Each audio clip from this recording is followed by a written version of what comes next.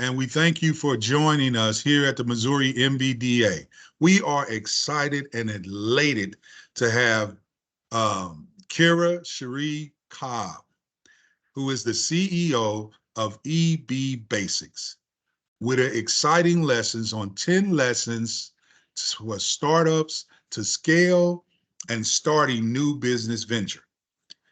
Pull out your pens, get your paper ready, take plenty of notes.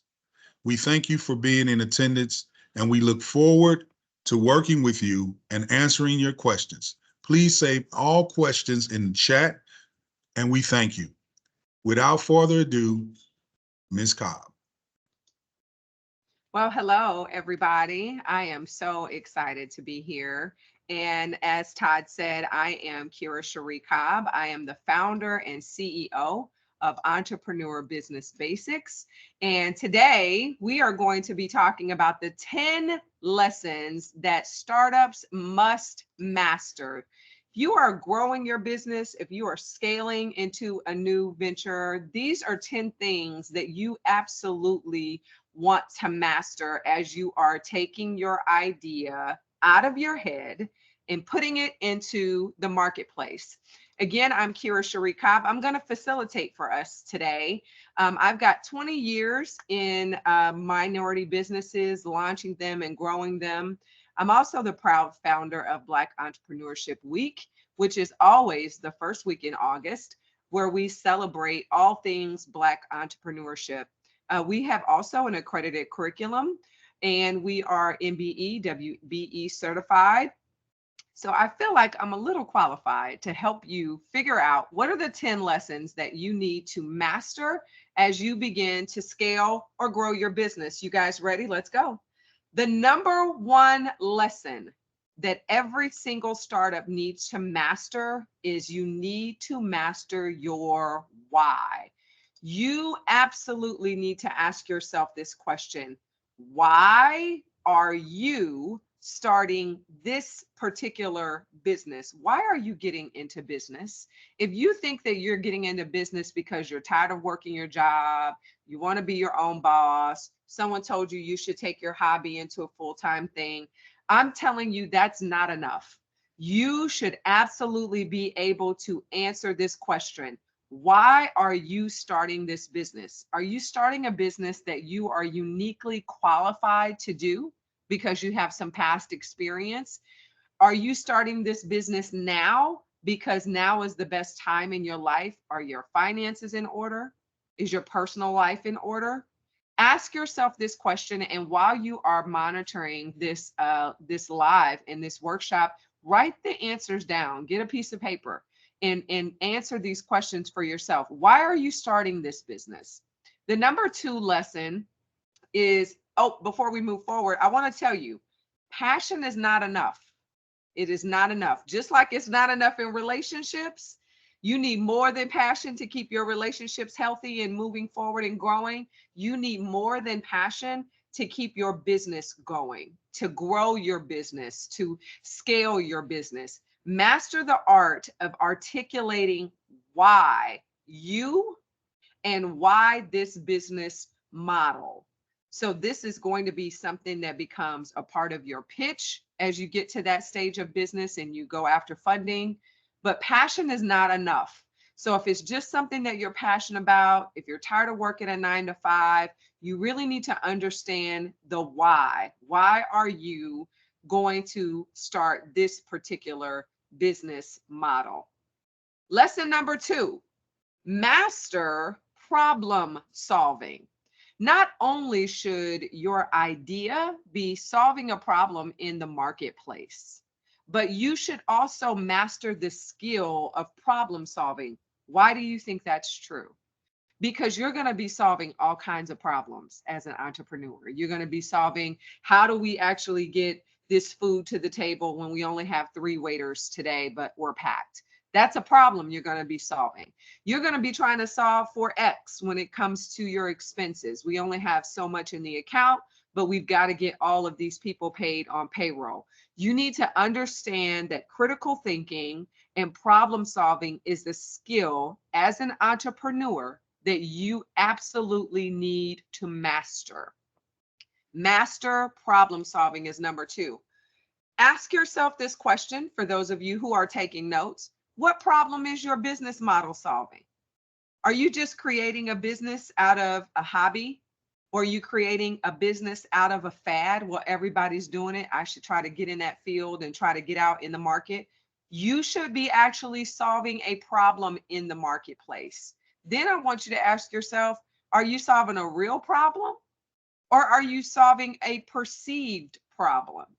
Is it really a problem in the marketplace, or is it just a problem that you might think exists? And then how do you know? How do you know if the problem that you're solving is a real problem or a perceived problem? I will tell you in this number 2 lesson of master the art of problem solving, you need to ask your customer. You want to understand if you're solving a real problem, ask the customer. Don't underestimate the data. Absolutely do your research. You can do that with surveys. You can do that with cold calling. You can do that with polls. You can do that with focus groups. You can actually access data from your public library where there's marketing data and there's all kinds of information from the government about what is going on in the community and what's going on in the market. So don't assume that you're actually solving a problem, but know that you're solving a problem because you've got the proof. Number 3, master understanding your competition. This is one that new entrepreneurs often underestimate. You jump out there, you're excited, and you don't even realize that someone is doing the exact same thing that you think that you're the inventor of, right? So many times we don't actually study our competition. As much as you're researching your customer, you better research your competition. You better know who your competitors are. And this is a lesson that you need to master. Evaluate your competition. Are they a direct competitor for you? Or are they an indirect competitor for you? Let's quickly look at the difference. A direct competitor are businesses that are doing the exact same thing that you are doing and selling the exact same product. In the example here we have is fast food. McDonald's and Burger King. You're going to get a burger and fries and a shake, or you're going to get a burger and fries and a shake. Those are direct competitors. And depending on how old you are, you remember these commercials, right? Where's the beef? That was Wendy's answer to the Big Mac, right? They didn't have enough beef. What were they doing? They were directly competing. Who are you directly competing with? And then you need to understand, who are your indirect competitors? These are businesses with similar models, yet they're slightly different product offerings. The example again with fast food is McDonald's versus Taco Bell, right? McDonald's ain't selling tacos and Taco Bell ain't serving burgers, I don't think. These are both competitors though, because the consumer whom each of those businesses is attempting to gain as a customer at any given time are both satisfying one thing. They're feeding their customer. They're both trying to sell food products. So what are you doing about your indirect competition? Do you even know who your indirect competitors are?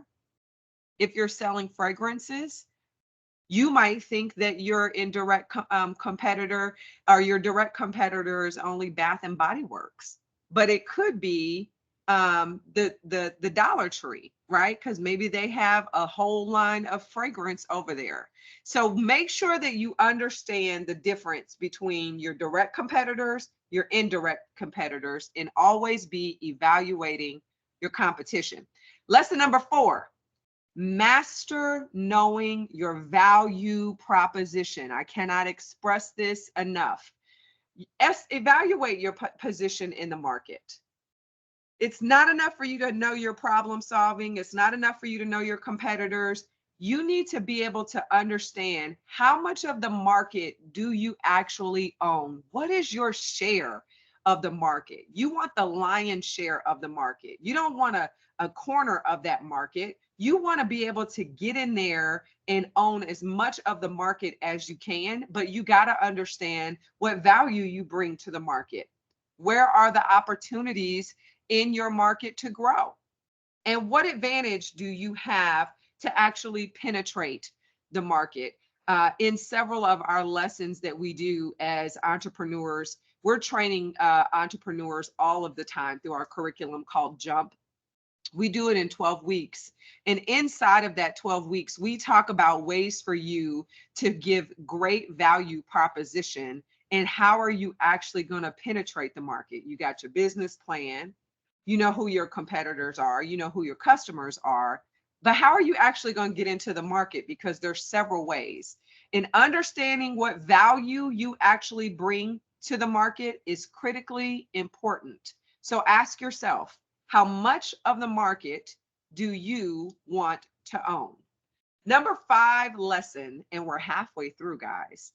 Master knowing your numbers. I can tell you without a doubt that most businesses will fail within the first 2 to 3 years because of this lesson, lesson number 5. They do not know their numbers. You really should understand before you take this leap of entrepreneurship, and even after you have taken the leap of entrepreneurship, because we know most minority owned businesses are solopreneurs. It's you, yourself, and you. And what does that mean? That means you've created a business model that you have now created another job for yourself. But you really want to move from that solopreneurship into full CEO. I just said something really good right there. I hope you got it. How will you know when it's time for you to move from full-time working for someone else to full-time you? Well, the quote says, make the math math, right? We say it all the time. The math ain't mathing. You should know what your current financial value is, meaning what are you actually getting from your job? What is the total value of your salary? Have you actually counted more than just your net pay that you're getting every 2 weeks as what it is that you need to replace for income? No, you need to replace your savings if you have a 401k with the company. You need to be able to replace your health benefits. How much is health insurance, dental, and vision going to cost you now? All of those things, and the taxes, right? Because even as a solopreneur, you still have to pay taxes on any income that you receive from the business. And so many times entrepreneurs run into business or they're in business and they've never counted the cost. And that is what kills the business very early. They run out of money or they get deeper into debt. So you need to know what your current financial value is. And you also need to write out your current financial debt. No one really likes to talk about money. We want money. We want to grow and build $1 million businesses. But before you can really get to that part of business, you got to have a bedrock and a solid understanding of understanding the numbers. How much is your current financial debt? What do you owe on your house? What is your current car note if you have one? How much is tuition for your kids? What are your real utilities every month, right? What are you spending on outside activities? We always don't want to budget that, but it's important that you understand those things before you go from full-time on a job to full-time in your business. Here's a question for you to answer. Can you afford to go full-time? Is your business model going to generate enough money to keep the business standing on its own and replace your income? Are you in a position to borrow? Because as a new business, any lender is going to look at your personal credit as well as whatever business credit has been built. So don't think that you can just jump out of your full-time position or jump out of your side time hustle and go full-time into business and you'll just go get a business loan. I'll just put the car in the business name. I'll just write off my home as my business office. These are all things that we make as young entrepreneurs when we do not, and I'm going to go back, when we do not master knowing our numbers. You have to absolutely count the cost. Do not underestimate this part of the business. Number 6, this is one that I love to help entrepreneurs to work through. Again, it's Kira Cherie Cobb. And today I'm talking about the 10 lessons that startups must master. This is for the MBDA, and we are so excited to be assisting all of the entrepreneurs across the country to really be able to grow and scale your businesses, because we understand that minority businesses are really the lifeblood of minority communities. And not only that, when minority businesses succeed and scale, they tend to hire more minorities to work for them. So it's important that you absolutely master these 10 lessons. And lesson number 6 is master the less is more mindset. So many times we see entrepreneurs start off and they want to do all of the things. They want to do all the things. They want to sell all the products. They want to I'm going to get into this, and then we're going to use the backside to, we're going to use the backside of the barbershop to do taxes and real estate. And then once we get that real estate and that taxes going, then we're going to start a construction company. I'm telling you, start small. When you start small, it is the best way for you to scale. Here is a key for you. Do 3 things great and then add. Do 3 things great and then add. If you are a marketing company, do not feel like you have to master every field of marketing. Maybe you're really great at video production. Do 3 things great and then add. You have an opportunity to penetrate the market when you are a niche business, meaning I do something so good that nobody else can do it like I can. That is the idea of mastering the less is more mindset. Do not feel like you have to sell 10 different products, because what ends up happening is one product gets more attention and more of your value and more of your money, and then the other 9 just end up becoming a cost waste. It's inventory that's sitting on the shelf and no one's buying it. So find the 3 things that you know are great about your business model and master them. What does master mean? It means to really sink in and to own the space. When you master something, it means that you practice it over and over and over. You're tweaking that product. You're refining that process. You're smoothing it out.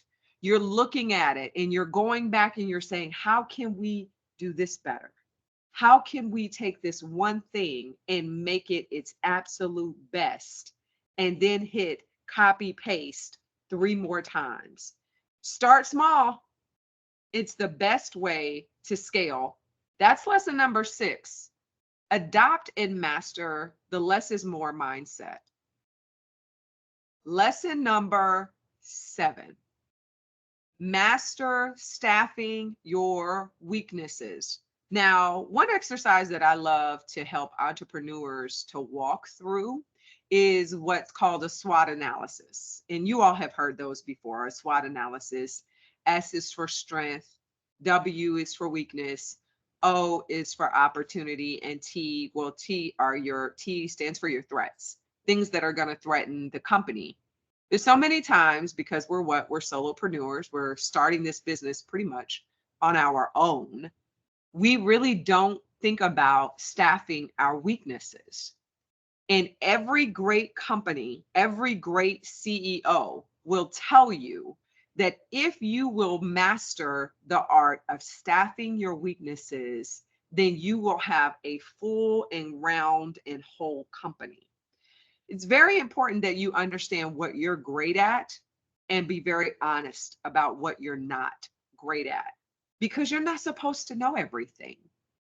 Sometimes we get imposter syndrome as entrepreneurs and small business owners. We're embarrassed to say, I don't really understand accounting.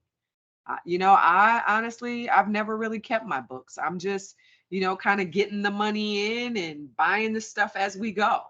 I've never really understood how to do social media or marketing. So that's not something that I'm good at, right? We'll hear that all the time when we consult entrepreneurs one-on-one. MBDA has a great program for consulting. So if you're not a client, you should sign up immediately. And if you are a client, take advantage of all of those resources.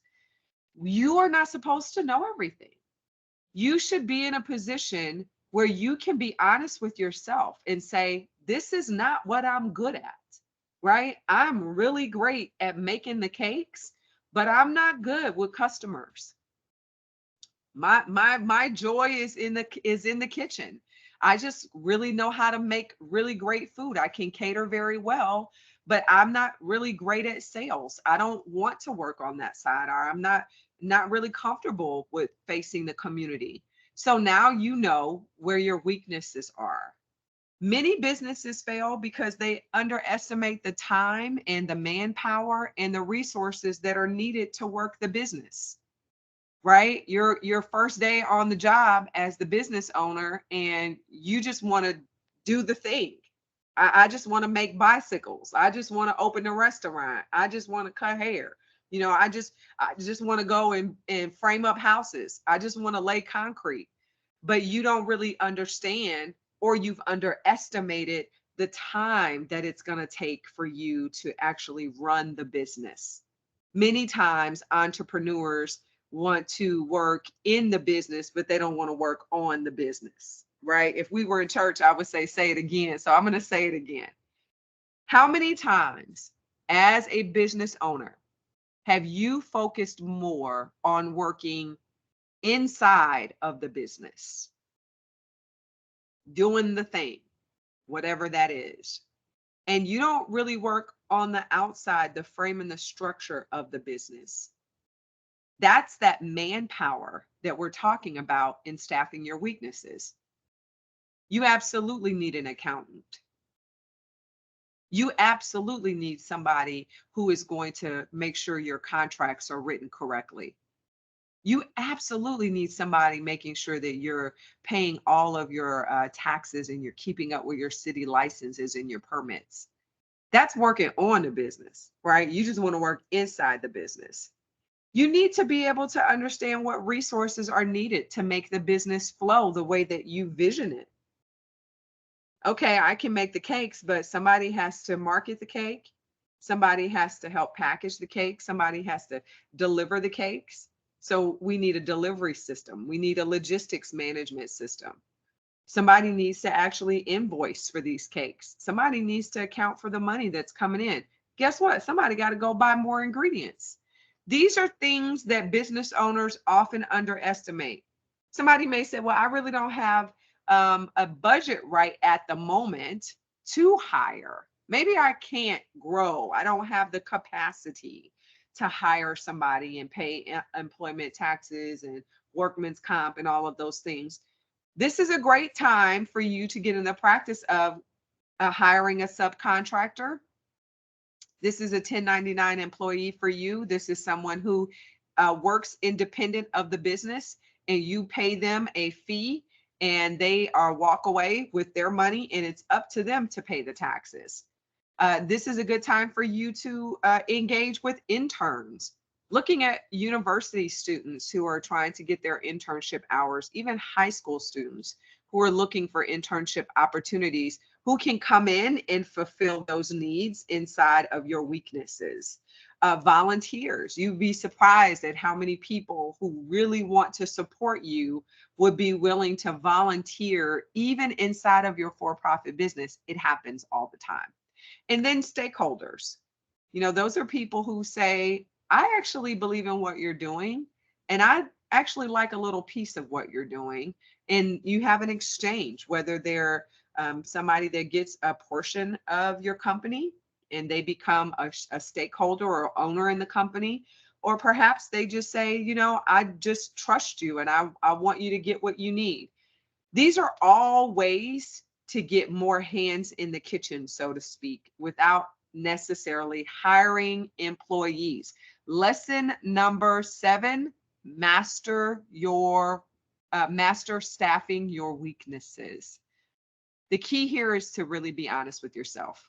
Know that you can't do everything. Number 7, master staffing your weaknesses. You're not supposed to know everything. Number 8, master your brand position. Now, as much as I love social media, and social media has made everybody instant experts overnight, right? You don't even have to have anybody validate you as a business owner. You just start a page and create a logo, and bam, you're in business. Social media is not marketing. I'm going to say that again. Social media is not is not marketing. That is not the totality of marketing. In fact, one of the things that you need to really do is you need to understand that marketing is simply a part of your brand position. It is not the totality of your brand position.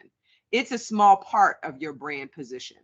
Social media is not the totality. You should develop a strong marketing plan. This is an actual subset to your business plan. And the marketing plan is going to ask you things like, who's your customers? Who is your target customer? What do they like to do? What are you trying to sell? Do you know where your target customer buys their products at now? These are things that a strong marketing plan is going to help you to do so that you can solidify your place in your brand position. You also need to understand the difference between marketing and advertising, right? Now that I know who my customers are, I know what I want to sell them, and I know exactly what it is the price point for that particular customer. That is the marketing part. Now I can advertise to them. Now I can buy the $1 million, $2 million, $7 million Super Bowl 30-second commercial. Now I can buy the social media ad. That's advertising. Now I can actually put an ad in a newspaper. That is the advertising part, right? So you shouldn't understand there's a difference between marketing and advertising. Those are not the same. Those are not the same. They work together. They're like cousins, but they don't have the same function. Your advertising budget, those ads and all of those things that you're either paying for or earning, it should be at least 30% of your startup budget. Now, this is a number that typically shocks business owners because when they're putting their startup expenses, they're putting things like, we need ovens, we need hair bowls. If you're opening a salon, we got to have cake batter and all of the ingredients to make cakes if you're doing anything with bakery. But nobody really puts in a budget for your advertising. But that's really how you're going to engage with your customer. That's how you're going to solidify your brand position in the marketplace. So you should be putting aside 30% of your startup budget and then 30% of your annual budget toward advertising. And I'm going to tell you a secret. When it comes to your brand position, concentrate on a segment of your market at a time. So often we hear about entrepreneurs and they say, well, we'll ask them, who's your target customer? And they'll say, everybody between the ages of 25 and 63. That's casting a wide net, and you really don't want to do that. One, you're going to waste a lot of that 30% of your startup budget because you're not going to reach the people who really will buy. So concentrate on a segment of your market at one time. And that's why knowing who your customer is even more important. So number 7 was mastering staffing your weaknesses. And number eight is master your brand position. We've got 2 more, guys, and I'm just about finished. Number 9, master your ecosystem. Your ecosystem. Ecosystem is a buzzword, I would say, that has been generated in the last maybe 9 to 10 years as it relates to entrepreneurship. And as soon as being an entrepreneur became, very, very widespread and very, very sexy, if you want to use that word, the word ecosystem came on the scene quickly after that. What is your ecosystem? It's really your community. It's the way that you engage in the business community. Everybody and all of us play a part in the entrepreneurial ecosystem. MBDA plays a part in the ecosystem. Our company, EBB, with our curriculum jump, we play a part. So we do training and consulting and development. MBDA helps you to get ready so that you can do contracting on a whole nother level, right? Getting you ready for government contracting, getting you ready for working overseas with exports and having one-on-one consulting. All of that is a part of the ecosystem. As a new entrepreneur, you need to master knowing where your ecosystem is, and you do that by having good counsel. This is an analogy that I promise if you will write these down, it's going to save you a lot of headache in the future.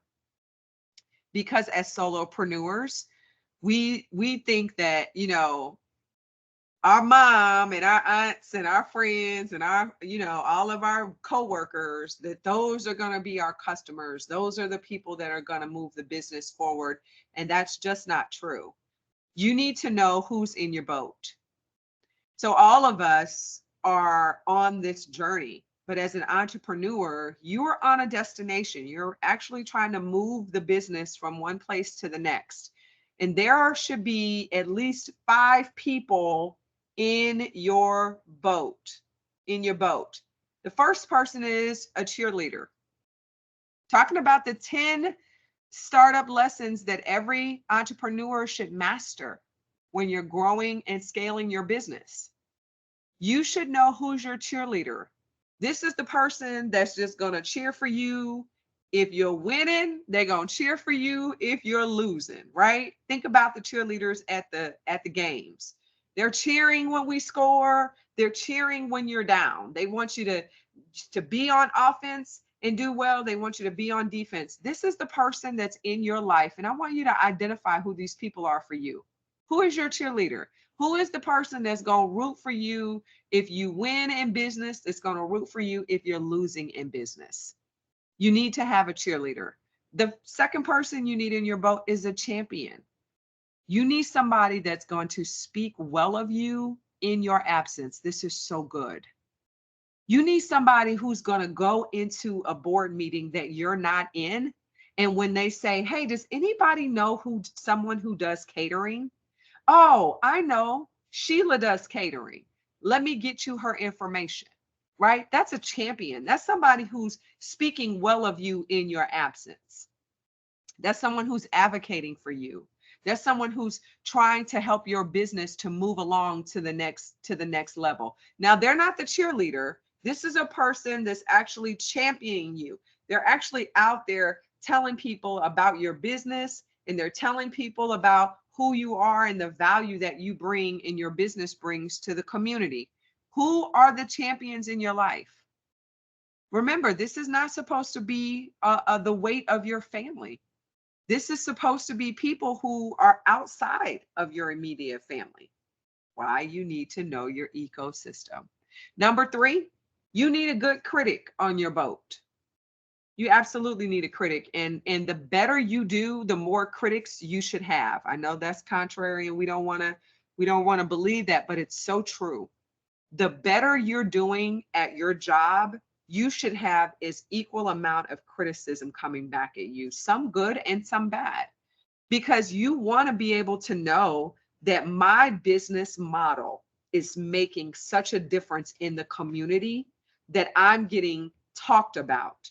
Sometimes good and sometimes bad. Well, they need to do it this way, and they should do it that way. Or can you believe what happened? What do they say? All press is good press, even if it's bad. So having a critic in your boat, someone that's not afraid to tell you the truth, this is not going well. If you continue down this path, you're probably not going to be in business as long as you really might want to. That's the critic that's in your boat. That's somebody who can just tell you the truth to your face and you know they mean well. So identify who that critic is. And then as an entrepreneur, you need a companion. You need someone who is going to walk alongside this path with you, that is going to listen to you when you're frustrated, that's going to encourage you and tell you that you're going to make it. You need somebody who's going to listen to your ideas and give you really, really good attention. You need someone who's going to show up to events with you and be there for you. You need somebody that whenever you get quiet and you just need to just breathe and everything, I don't have to always be on go, right? I can just be myself. I can be myself outside of the business. I can be myself if I win an award or if I don't win an award. That's a companion. That's someone who's going to walk with you as an entrepreneur. And it might be your spouse or your significant other. So be mindful of that, because entrepreneurship is a very lonely journey. It is not for the weak-hearted. It is something that you have to get in there and you usually got to give your all to it. So finding out who your companion is critically important. And the last person that you need to do or have in your boat when you're mastering your ecosystem is someone with childlike faith. Why is this important? I say this because when you know that someone that is behind you is looking at you as a role model, it helps you to be more accountable. You know, sometimes we think about going to networking events and you're like, man, you know, I don't want to go. I've been to 3 networking events this week, or I'm tired of going to galas, or we're always at lunches. And one thing that you need to remember is that it might not be who do you need to connect with. It might be who's trying to connect with you. See, the obligation as an entrepreneur is that you are now a role model in the community, and somebody should be following you. You should have somebody with childlike faith that is in your boat, that is looking at you, that's asking you, man, how did you do that? You know, can I just have coffee with you? You should have some people lined up to be mentees. You should be looking to become a mentor. This is number 9, mastering your ecosystem. It is not enough for you to just take from the community because you want to gobble up all of the customers and you want to make all the profit and you want everybody to patronize your business. You have to also give back. That's what makes it a system. Okay. So number 9, master your ecosystem. And lesson number 10. Lesson number 10. Let me see. I think I may have went back too far. Lesson number 10. What was lesson number 10? Lesson number 10 is, another one of my favorites.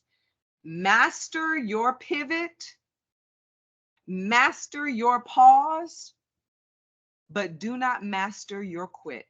Oh, that's so good. I'm going to say that again.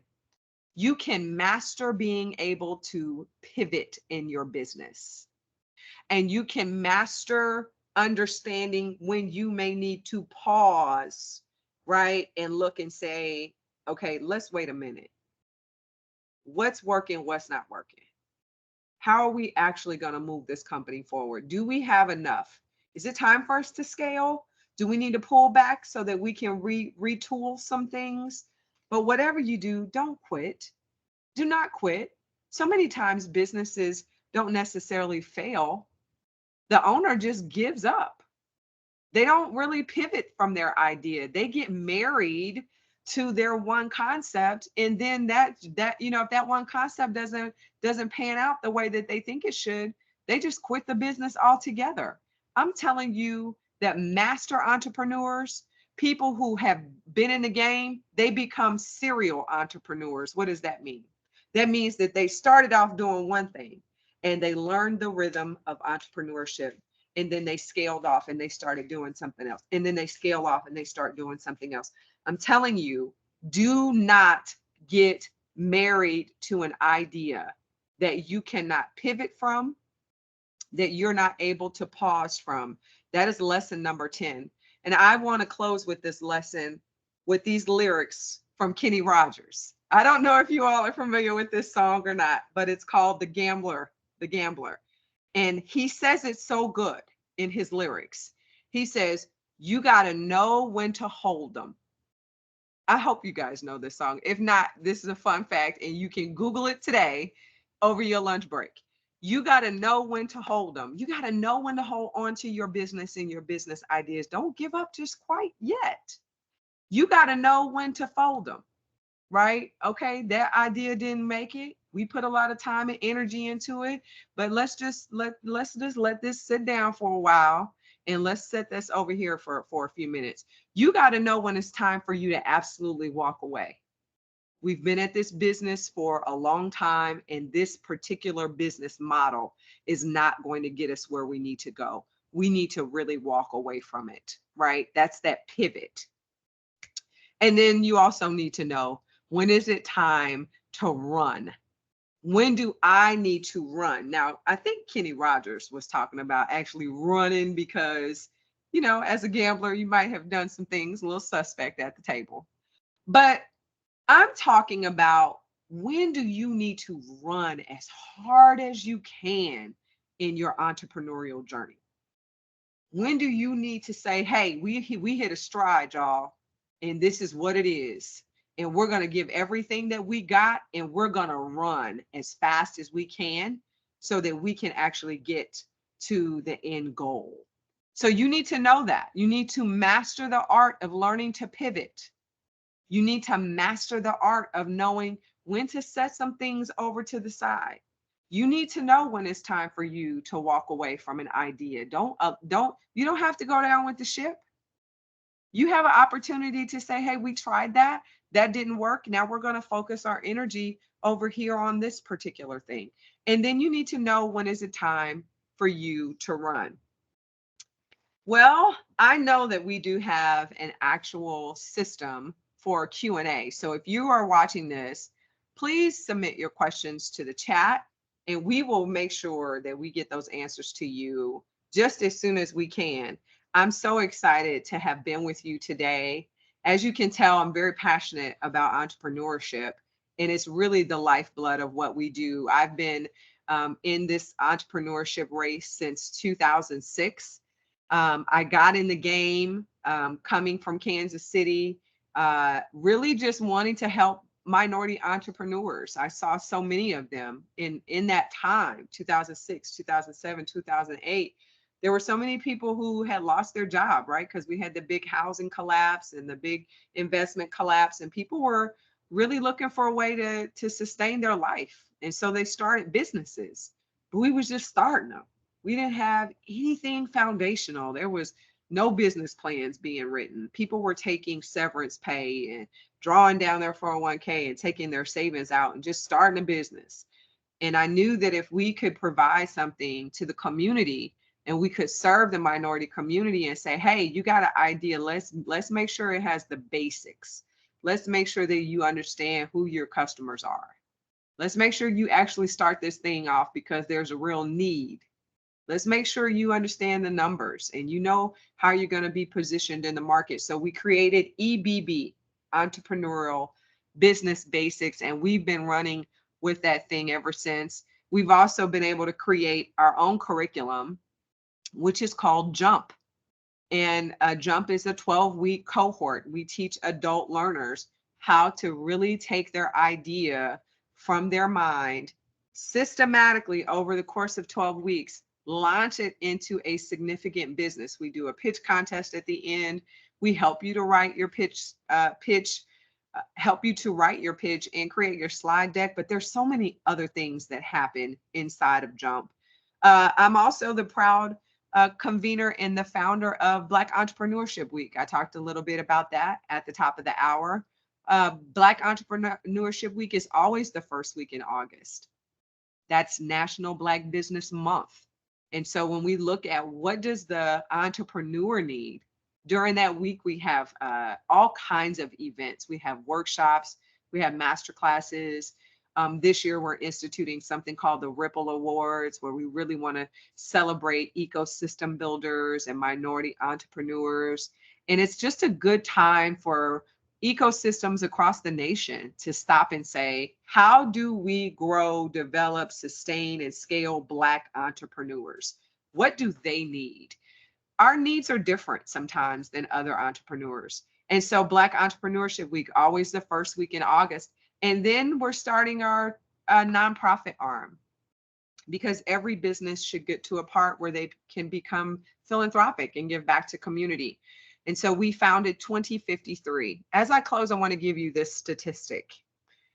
According to Forbes, the US Statistic and Labor Bureau, as well as the US Census, by the year 2053, if you haven't heard anything I've said all day, I pray you listen to this and look it up. There was a report by Prosperity Now out of DC, and they said that statistically, at the rate of Black American wealth, not just Black entrepreneurship, just the whole of Black America, by the year 2053, our median wealth income is going to be $0.00. And every time I say that, people are like, that's not true. It can't be true. I got a good job. I got a savings account. You know, I own stuff. And I'm telling you that the median, that means if we take a collective of African Americans in our country and we look at how much we have versus how much we owe, that's how you get to your median net wealth. It's projected to go to zero. And because of that, we've created an app, and it's a mobile app, and it's called 2053. And we really want you to look at those 7 areas of wealth that really contribute to that not being your story in 2053, in the year 2053. Somebody say, well, I may not live that long. No, but your grandkids will. Your nieces and your nephews will. The next generation will. It's our duty and obligation to make sure that they're ready. So the 2053 app will allow you to take a quiz, free app to tell you where you are in 7 key areas. It's called the Super 7 Gap. And we're really talking about the wealth gap. There's a $13 trillion, probably more, wealth gap between white Americans and Black Americans. And we want to help bring awareness to, one, that that's even a thing. And 2, what can you do about it? I have been completely honored to share with you guys today. Very, very grateful to the team over at MBDA, grateful for all of the work that you guys are doing. And I will turn it back over to you, Mr. Gilliard. Thank you. Well, I want to say, first of all, this was a wonderful, wonderful, wonderful, wonderful, wonderful webinar. I am excited for the information that was heard today. And I'm excited on how it's going to affect entrepreneurs and startups. Some of the things that you covered, I really, and I just have to touch on this, I really like the development of the ecosystem, because most entrepreneurs and startups don't think about that. And even your brand, owning your brand, I thought it was very timely in this age where we have Facebook, creating your Facebook page, and now you got a business and this and that. One of the things, this working in this space of entrepreneurship and new business, startup businesses really kind of is not really new for MBDA, but we mostly, have in our previous history, because of our metrics, dealt with businesses that are stronger, businesses that have more revenue because of the opportunities and the things that we had to show just Congress that we belong and that we make a difference in the fabric of the United States. That diversity and equity and inclusion was something that is needed, and so we had to show that from our foundations. We really had to take a look at showing them how we play an economic role in this country. And so, but now being codified, we're able to now, if you will, bring on the next generation, mentor up the small business and the startups, and working and partnering with organizations and companies like yours. This is a great provide, and I'm just so excited for the partnership, and I'm excited for future endeavors. So with that being said, I'd like to thank you again for attending this section. Please submit all of your questions and answers. And please look for this because this recording will go out. And if you have any questions, Mrs. Cobbs have politely put her contact information in the slide. So therefore you can contact her or you can contact us here at the Missouri MBDA Center. We thank you for your time. We return it back to you. And thank you again for participating. Have a blessed remainder of your day. Bye-bye now.